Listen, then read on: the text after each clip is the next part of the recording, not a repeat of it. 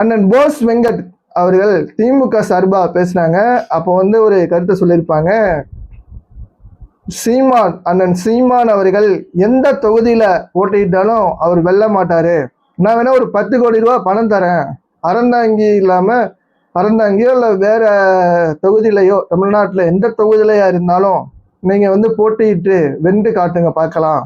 அதாவது என்ன சொல்றாரு அப்படின்னா, ஓட்டுக்கு காசு கொடுத்தால் கூட அண்ணன் சீமான் அவர்கள் வெல்ல மாட்டார் அப்படின்னு சொல்லி ஒரு கருத்தை பதிய வச்சாரு. நம்மளுடைய பதில் என்ன அப்படின்னா, ஓட்டுக்கு காசு கொடுக்காம திமுகவை சார்ந்தவர்கள் வெல்லுவாங்க அப்படின்னு சொல்றதுக்கு உங்களுக்கு தெம்பும் திராணி இருக்கா?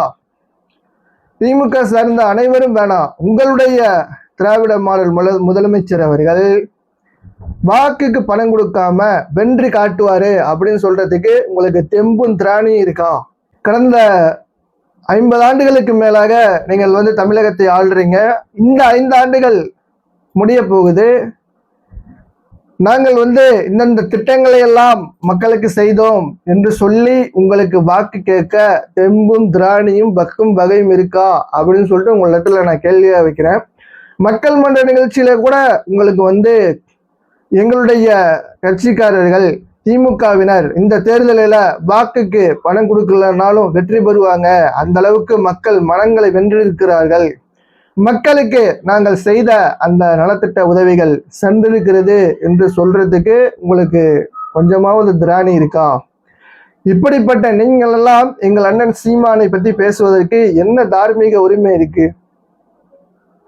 நீங்க தான் அந்த நிகழ்விலேயே சொன்னீங்க, நண்பர்கள் எல்லாம் ஒரு பக்கம் இருக்கும், கருத்தியல் எதிர்க்கிறது அப்படின்னு வந்தாக்கா நான் பாரபட்சமே பார்க்க மாட்டேன் அப்படின்னு சொல்லி சொன்னீங்கல்ல, அதெல்லாம் நாங்களும் சொல்றோம்.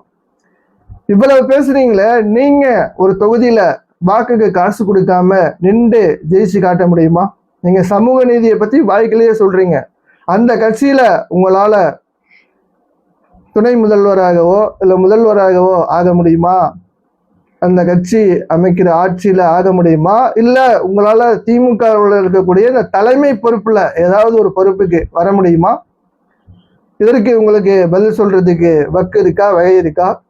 இப்ப நீங்கெல்லாம் நாம் தமிழரை பத்தி எப்படி பேசலாம்?